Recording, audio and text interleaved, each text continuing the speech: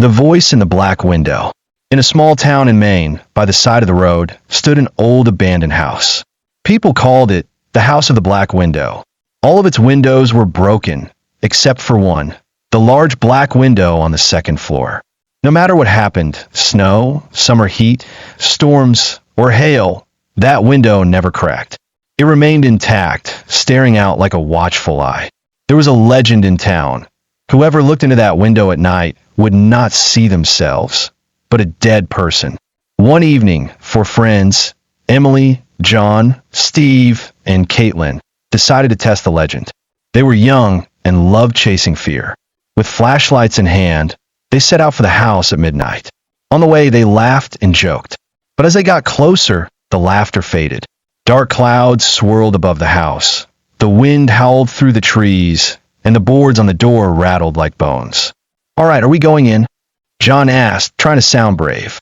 "I'll be the first one to look at the window," Emily said. Inside, the air was cold as winter. The floors creaked, and strange whispers floated out of the corners. They climbed the stairs to the second floor and stood before the black window. Emily raised her head and peered into the darkness. In an instant, she screamed, "That's not me." In the reflection, she did not see her own face, but the face of someone else.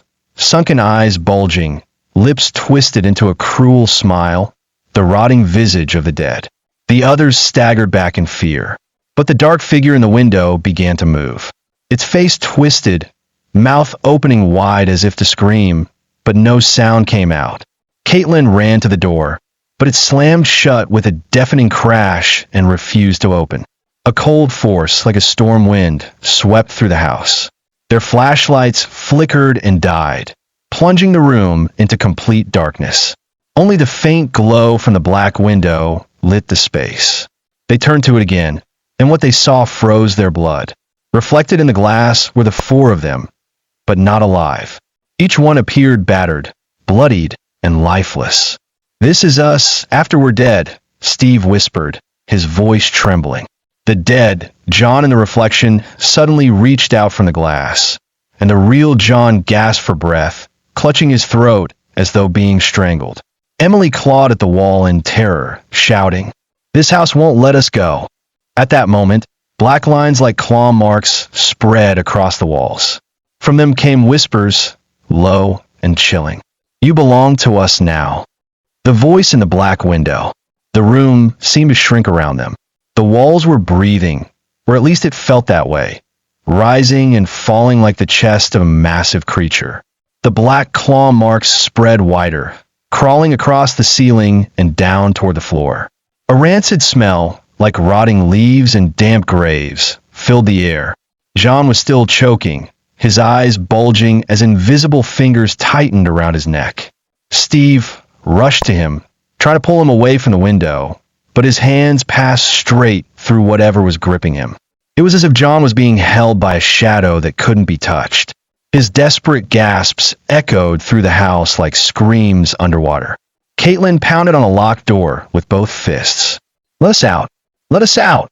she cried, her voice breaking. But the door didn't budge.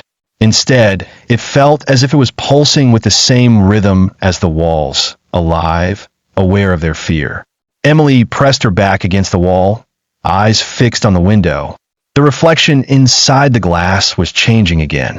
The dead versions of them began to smile, wide and unnatural, stretching their faces until their mouths nearly split open. Blood dripped from their eyes and pooled at the bottom edge of the glass like liquid tears. Then, the reflection of Emily raised a hand, and the real Emily suddenly felt nails dragging across her arm. She screamed, looking down to see fresh scratches bleeding on her skin, though nothing visible had touched her. "Stop it! Please stop!" she begged, but the reflections only grinned wider. The whispering grew louder, filling every corner of the room. Hundreds of voices, overlapping, some crying, some laughing, some chanting. It was as if the house itself was alive and speaking. Steve turned toward the others, his voice trembling. "It's not the house," he whispered, almost to himself. Kaitlyn looked at him in panic. "What do you mean?" "It's the window," Steve said, his face pale. It's watching us. It feeds on us. As if to prove him right, the black window pulsed with a dull, throbbing glow, like a heartbeat. With every pulse, the shadows in the room grew longer, darker, stretching toward the four friends. Suddenly, John's body went limp. He collapsed to the floor, gasping for breath. His neck bore dark bruises in the shape of long fingers. But when they looked back at the window, his reflection was still standing there, smiling, eyes dead, lips split into a grin of triumph. The other three froze in horror. The realization struck them like a knife. The window wasn't showing the future anymore. It was showing what it wanted to become real. The voice in the black window. For a few moments, none of them could move.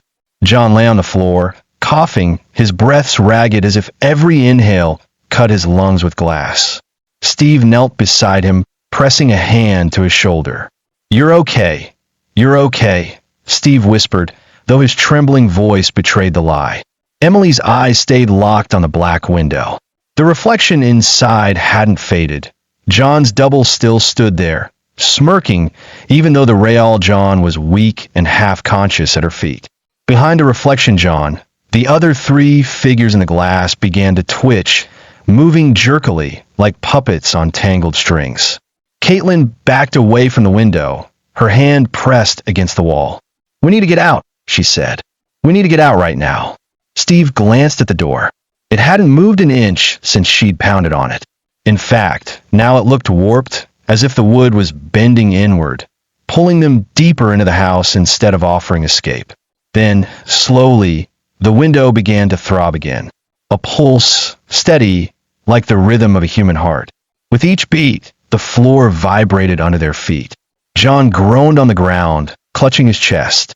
"It's inside me," he rasped. "I can feel it in my heart." Steve's head snapped toward him. "What do you mean?" But before John could answer, his body arched violently.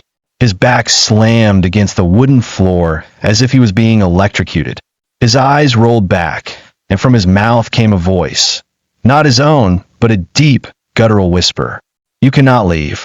The words echoed, not only from John's mouth, but from the walls, the floor, and the ceiling, multiplying until the house itself seemed to roar. Emily screamed and pressed her hands over her ears, but it didn't help. The sound was inside her skull, rattling her bones. Suddenly, the black window flared with light.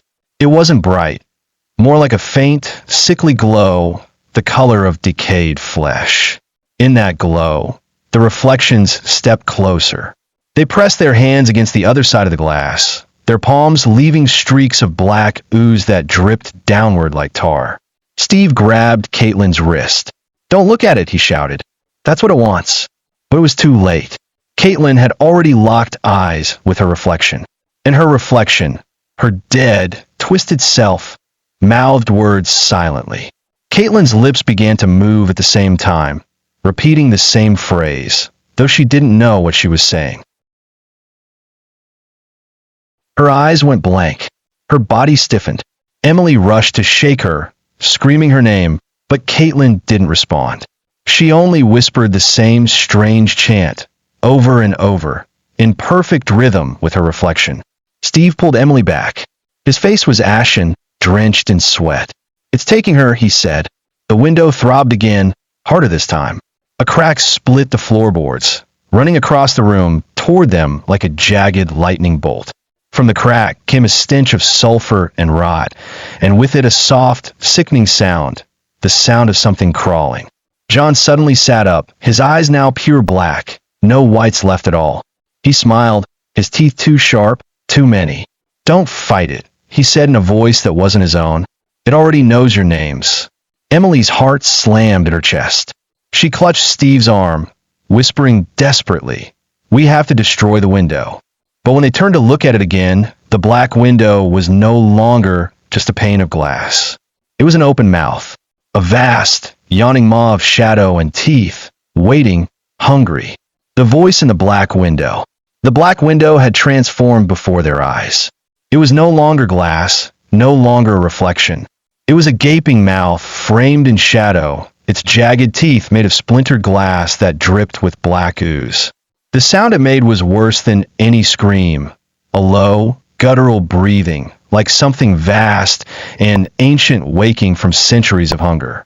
Emily staggered back, nearly tripping over John's twitching body. "This isn't real," she whispered, shaking her head. "It can't be real." But it was. The mouth widened further, and from within its depth came a sound that froze the blood in their veins. A chorus of voices, crying, begging, whispering all at once. Thousands of souls, trapped inside, their despair echoing into the room. Kaitlyn's body jerked forward as though pulled by invisible strings. She stumbled closer to the window, her face slack, eyes empty. Her reflection, or whatever was inside, mirrored her movements exactly, only twisted and bloodied. Steve lunged to grab her, but the shadows from the floor shot upward like living hands, coiling around his legs and dragging him down.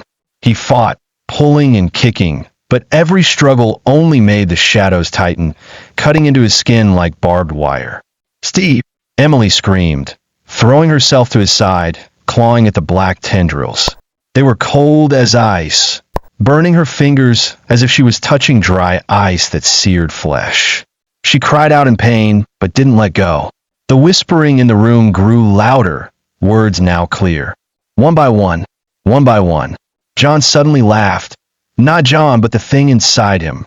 He stood shakily, his head tilting at unnatural angles as his black eyes fixed on Emily. "Why fight?" he crooned. "The window is mercy. The window is forever." His voice carried the weight of something older than humanity, something that had been waiting in that house long before any of them were born. The floorboards cracked again, wider this time, and Emily saw what was crawling beneath. Long, pale fingers, impossibly thin, like the hands of corpses clawing their way up. They scratched and dragged, trying to pull themselves into the room. Steve, straining against the shadows, grabbed Emily's arm with desperation. "Don't let it take me. Don't let it take me, Emily." Emily yanked harder, her muscles burning, until finally, with a scream, she tore him free. The shadows recoiled for a moment, hissing like serpents. Steve collapsed against her, gasping, his leg bleeding where the tendrils had cut into him.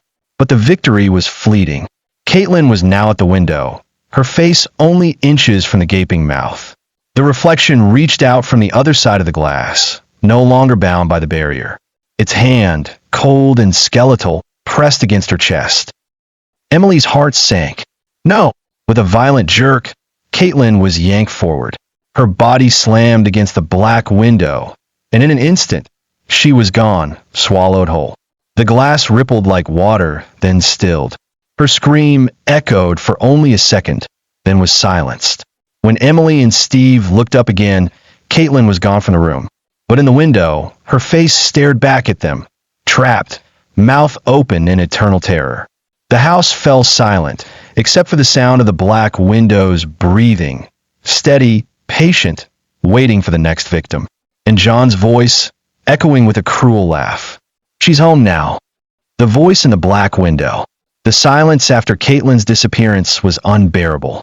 Emily stood frozen, her nails digging into her palms until they bled. Her best friend was gone. Not dead, not alive, but taken, her soul imprisoned inside the black window like countless others. Steve clutched his torn leg, his face pale with pain. His eyes flicked to the window, where Kaitlyn's face now hovered among the trapped souls. Her lips still moved, but no sound came. Her eyes begged for release that would never come. Emily forced herself to look away, her voice shaking. "We can't stay here. We have to destroy it. Now." Steve's laugh was bitter, broken. "Destroy it? Did you see what it just did? That thing is alive, Emily. It's older than this house, older than us. You don't destroy something like that. You feed it." The word sent a chill down Emily's spine. "No," she whispered, shaking her head. "I won't let it take us too." But the window pulsed again, a deep, vibrating throb that rattled the floor. The shadows lengthened, slithering toward them like snakes. And John, or whatever was controlling him now, stepped closer. His blackened eyes glistened with unnatural hunger. "You can't fight it," John said softly, almost tenderly, as if comforting a child. The window is forever. Kaitlyn saw the truth. Now it's your turn. Steve dragged himself upright, using the wall for balance. His voice cracked, but carried a spark of defiance. No, not me. Not her. You'll have to drag us into hell yourself. The house responded with a groan so loud it shook dust from the rafters. The door behind them vanished, dissolving into the wall as if it had never existed. They were sealed in. Emily grabbed a shard of broken wood from the floor, gripping it like a weapon. She had no plan, no hope, just desperation. Her eyes flicked around the room until they landed on an old mirror leaning in the corner, half covered in cobwebs. She froze. The mirror's surface shimmered faintly, though no light touched it. Unlike the cursed window, the mirror reflected reality, their real faces terrified and human. For the first time since they'd entered the house, Emily saw her own true reflection. Steve, she gasped, pointing. The mirror. It's not under its control. Steve's eyes widened. He understood instantly. If we can turn its own reflection against it. But John had already noticed. His face twisted into an inhuman snarl. With a screech that rattled the glass in its frame, he lunged toward them, moving too fast, bones cracking as his body bent unnaturally. Emily and Steve scrambled to lift the mirror, dragging it across the floor. The shadows hissed, recoiling slightly as the mirror caught them in its reflection. For a heartbeat, the window faltered, the faces within flickering like static on a broken screen. Keep it steady, Emily shouted, sweat pouring down her face. They tilted the mirror toward the black window. For the first time, the window was forced to face itself. The reflection of its monstrous mouth, an endless void, glared back from the mirror surface. The house screamed. Not the people, the house itself. Boards splintered, nails screeched, the floor cracked open wider. The shadows thrashed violently, pulling at Steve's legs again, tearing at Emily's arms, trying to rip them apart before they could finish. The black window buckled inward, as though resisting its own reflection. Its trapped souls writhed in agony, faces stretching against the glass, eyes wide with horror. Kaitlyn's face twisted among them, her silent scream louder than ever. Emily shouted over the chaos, her voice raw. We're not yours. Not now, not ever. With a final, desperate cry, she and Steve shoved the mirror forward until it clashed against the window's surface. The two panes of glass touched. For an instant, silence. Then, an explosion of shadow and light. The room was swallowed by a deafening roar, as though the house itself had been ripped apart from within. And everything went black. The voice in the black window. Emily woke to the taste of ash in her mouth. For a long moment, she couldn't tell if she was alive or trapped inside the window. Everything was dark. Not the natural dark of night, but a suffocating, heavy void that pressed against her lungs. Then she felt something warm on her cheek. Fingers. Human. Emily, a voice whispered. Her eyes fluttered open. Steve was kneeling beside her, bloodied and pale, but alive. They were both lying on the floor of the abandoned house. Dust floated in the air, glowing faintly in a beam of moonlight cutting through the broken roof. The mirror lay shattered beside them, shards scattered like jagged stars. Emily sat up, her body trembling. The room was still, too still. The black window loomed above them, but now it looked ordinary. No pulsing, no whispers. Just glass. Steve let out a broken laugh. Did we kill it? Emily's heart hammered. She didn't trust the silence. She stood shakily, edging closer to the black window. Her reflection stared back, pale, terrified, but undeniably her. For the first time since they entered, the glass showed reality. Relief washed through her, but only for a second, because as she leaned closer, her reflection smiled. Not Emily's smile. Something else's. She stumbled back. No, it's not over. Steve dragged himself upright, gripping a piece of shattered wood as a crutch. Emily, we have to go. Now. Before it. He froze. His eyes were fixed on the window. Kaitlyn's face was still there, pressed against the glass, her eyes wide, her hands clawing at the inside, lips moving silently in a scream Emily couldn't hear. Behind her, countless other faces swirled, their eyes glowing faintly, like stars trapped in a black sea. Emily's stomach dropped. She's still in there. The silence shattered. From deep inside the house came the sound of footsteps. Slow, heavy, coming down the stairs. Steve's face drained of color. We're not alone. The air grew colder. Every breath burned their lungs with frost. The boards above creaked as the steps grew louder. Something was descending. Emily grabbed Steve's arm, whispering, "Don't look at the window. Don't look again." But Steve couldn't help it. His gaze flicked toward the black glass, and his reflection was gone. It had walked out. Emily turned slowly, dread crawling up her spine. From the corner of the room, a figure was stepping into the moonlight. It was Steve, or at least something wearing his face. The voice in the black window. Emily's blood turned to ice as the figure stepped fully into the moonlight. It was Steve, or rather a copy of him. Same clothes, same cuts on his face, the same limp in his leg, but wrong. Too wrong. The thing's smile stretched too wide, its teeth glinting sharp in the dim light. Its eyes were black pools, bottomless and hungry. When it spoke, the voice was Steve's, layered with dozens of other voices whispering beneath. "You left the window open." Real Steve staggered backward, horror etched across his face. "That's me. It's me," he muttered. "It's out." Emily pulled him toward her, but the reflection Steve mirrored every move, stepping closer, its shadow lengthening unnaturally along the floor. Then the glass pulsed again. Kaitlyn's face pressed harder against it, her eyes wild, her mouth moving faster in silent desperation. Behind her, more shapes stirred, countless figures pressing against the black glass as if lining up for release. Hands, faces, twisted grins, all clawing to escape. Emily's chest tightened with terror. The window wasn't finished. It wasn't even weakened. Breaking the mirror had only made it stronger. The reflection Steve lunged, its movements jerky, like a puppet yanked by invisible strings. Emily shoved the real Steve aside, just as the double's hand swiped past her face, leaving a streak of black ooze across the wall where it touched. The ooze hissed, burning the wood like acid. "Emily!" Steve shouted, throwing a broken shard of mirror at his double. The shard struck its chest, and for a heartbeat, the creature froze, flickering like static. Its smile faltered. Emily's eyes widened. The mirror pieces.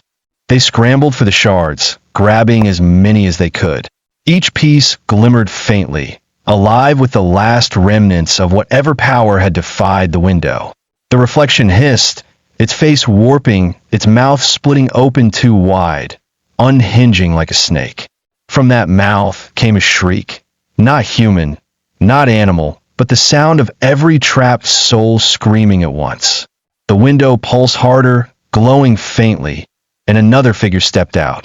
This time Kaitlyn. Her body was pale, her skin shredded with dark veins crawling under it.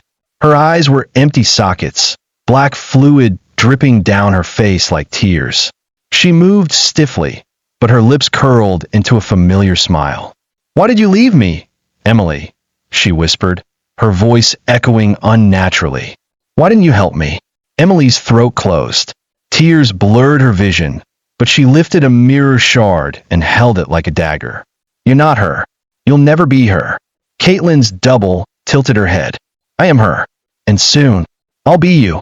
The two reflections began to circle them, their shadows creeping across the floor, reaching out like claws. Behind them, more shapes pressed against the window, eager to step through. Steve's voice broke with panic. "We can't fight them all, Emily. We have to seal it. Seal the window." Emily's mind raced. Seal it? With what? The mirror was destroyed, and the door had vanished. Unless... Her eyes darted to the largest shard, still glowing faintly in her trembling hand. If the mirror had power against the window, then maybe, just maybe, pressing it back into the glass could close it. But that meant getting close. Terrifyingly close. Emily gripped the shard tighter, feeling it cut into her palm. "Then we finish it," she whispered. and as the reflections closed in, she charged straight toward the black window. The voice in the black window. Emily's footsteps pounded against the creaking floor as she sprinted toward the black window, clutching the largest mirror shard like a blade. Behind her, the reflection Steve and the twisted version of Kaitlyn screeched, their inhuman cries rattling the walls. The glass pulsed with hunger, and dozens of faces pressed against it from the inside, mouths open in silent screams. Steve shouted after her, his voice raw. "Emily, don't. It wants you to get close." But she didn't stop. Every nerve in her body screamed to run, but something deeper, fiercer, drove her forward. She wouldn't lose herself, not like Kaitlyn, not like John. As she reached the black window, the air grew thick and suffocating, each breath clawing at her throat. The glass no longer felt like glass. It rippled alive, a thin skin stretched over something immense. Behind it, a vast darkness churned, deeper than the night sky, filled with countless shapes writhing and clawing to escape. Emily raised the shard high and slammed it against the surface. For a second, nothing. The shard pressed against the window as if against water. Then light.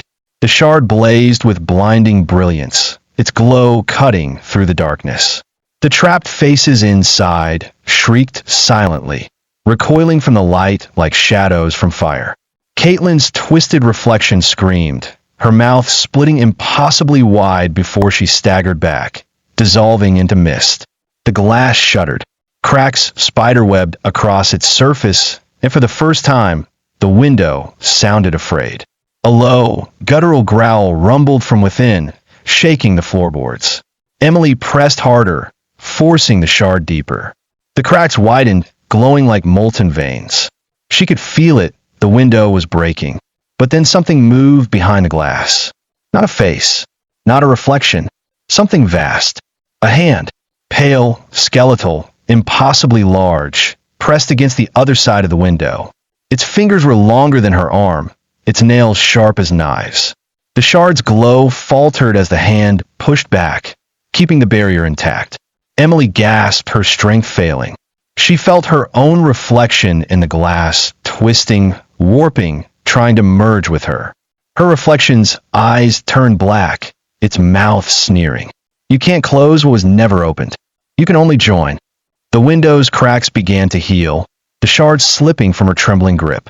"Emily!" Steve cried, limping forward. He hurled a smaller shard, striking the window beside her. It flared again, buying her a moment. The vast hand recoiled, retreating into the abyss. Emily screamed and drove her shard deeper, using every ounce of strength left in her. The glass splintered with a sound like shattering bones. And then it broke. A burst of blinding light erupted, consuming the room. The force hurled Emily and Steve backward, slamming them into the far wall. The reflections shrieked, their forms tearing apart like smoke in a storm. The faces in the window howled one last time before vanishing into nothingness. When the light faded, the black window was gone. In its place was an empty, jagged hole, open to the night sky. Cold wind rushed through, carrying the scent of earth and pine. Emily collapsed to her knees, her body trembling with exhaustion. Steve crawled beside her, eyes wide with disbelief. Do we end it? But Emily couldn't answer. Because in the silence that followed, she realized something horrifying. The hole in the wall was not just a hole. It was still breathing. The voice in the black window. The cold air that rushed through the jagged hole was not the air of the outside world. Emily knew at the moment it touched her skin. It was too cold, too thick, like the breath of something enormous that had been waiting just beyond the thin veil of glass. The night sky visible through the hole looked wrong, warped, as if the stars themselves were bending and twisting in ways they shouldn't. Steve staggered to his feet, limping heavily, his face pale with shock. "Emily," he whispered, pointing at the opening. Look closer." Emily forced herself to peer into the breach. At first, she thought she was looking out onto the forest, the same trees that surrounded the old house. But then the trees moved, not swaying in the wind, moving. their limbs bent and twisted into shapes too human, too skeletal. Some had faces etched into their bark, mouths stretched open in silent screams. And deeper still, behind those impossible shapes, something vast stirred. Shadows shifted like waves on a black sea, rolling closer, forming a shape too large for the mind to hold. It was only a fragment, only the hint of something buried in endless night, but Emily's heart nearly stopped when she realized the truth. The window had never been a window at all. It was a doorway, and they had just opened it. Steve clutched her arm, his nails digging into her skin. His voice shook as he said, "We didn't destroy it. We released it." A sound rose from the breach, not a scream, not a roar, but something worse. A chorus of whispers, thousands of voices murmuring all at once, words spilling over one another in languages too old for them to understand.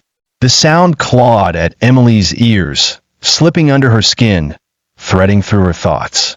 She pressed her hands against her head, trying to block it out, but it wasn't in her ears. It was inside her mind. The floor of the house groaned, as if straining under the weight of what was pushing through. Dust rained from the rafters. The shadows stretched across the floor like black veins, pulsing toward them. Then John's body twitched. He had been motionless since the explosion of light, but now he stirred, his chest heaving as if he were drowning on dry land. His blackened eyes snapped open, and with a voice that rattled the boards under their feet, he screamed, "It comes!" The hole expanded. With splintered, nails popped loose, the house itself straining as though something on the other side was prying it open wider. Emily grabbed Steve, panic flooding her chest. "We can't stay here. We have to run." They stumbled toward the staircase, half carrying, half dragging one another. But when they reached the top of the stairs, they froze. The house was changing. The walls that had once been wood were now slick with something dark and wet, like veins pulsing with black blood. The floor writhed under their feet, boards bending like muscle. The air reeked of rot and sulfur, thick enough to choke them. Behind them, the whispers grew louder, rising into a unified chant. The words were clearer now, though twisted and guttural. "The door is open. The feast begins." Emily looked back one last time. The thing behind the breach was closer. Enormous hands, pale as bone, stretched through, dragging claws across the walls. A glimpse of its face, if it could be called that, filled the hole. Hollow sockets glowed faintly, like lanterns in the void, and its mouth was a cavern of endless teeth. The faces of the trapped souls, Kaitlyn among them, were woven into its skin, screaming silently as it pushed closer to freedom. Emily's knees buckled, her breath catching in her throat. "Dear God," Steve pulled her with what strength he had left. "Don't look at it. Move." They stumbled down the stairs, but the house itself fought against them. The steps stretched beneath their feet, lengthening into an endless descent. No matter how many steps they took, the ground floor remained out of reach. Behind them, the creature pushed harder through the breach, its whispers rattling the very air. Its hands clawed forward, tearing the house apart like paper. Steve stumbled, falling to his knees. His leg gave out completely. He clutched Emily's sleeve with shaking hands. "Go," he rasped. "Don't stop for me. Just run." Emily shook her head violently, tears streaking down her face. "I'm not leaving you. Not now, not ever." But then the shadows surged down the stairs, wrapping around Steve's waist and dragging him back toward the breach. He screamed, thrashing, but the black tendrils tightened, pulling him up the stairs like prey. Emily clung to him with all her strength, digging her nails into his arm until blood ran down his skin. Her scream was raw, animal. "No, you can't have him." The whispers answered, their chants swelling into a deafening roar. One by one, the house shook violently, beams splitting, the roof collapsing inward as the creature's face pushed closer. Emily pulled harder, her body burning with desperation, refusing to let go. But as the shadows dragged Steve higher, his terrified eyes met hers, and she realized she might have to choose between saving him or saving herself before the door opened completely. The voice in the black window. The stairwell shook as if caught in an earthquake, the boards splitting beneath Emily's feet. She clung desperately to Steve, her nails digging into his arm, but the shadows wrapped around him like snakes, pulling him back up toward the jagged breach. Steve's scream echoed through the warped house. His face was pale with terror, but his grip on Emily's wrist was iron-strong. "Don't let go. Please, Emily."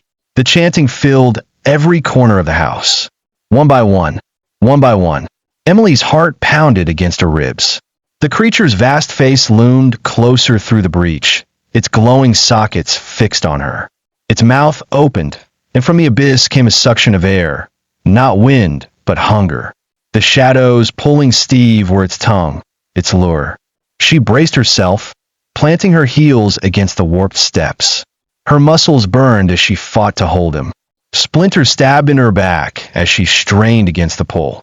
But the shadows were winning. Steve's eyes were wild, desperate. "Emily, listen to me," he gasped, his voice cracking. "You have to let me go. Save yourself." She shook her head violently, sobbing. "No, I won't lose you too. You don't understand."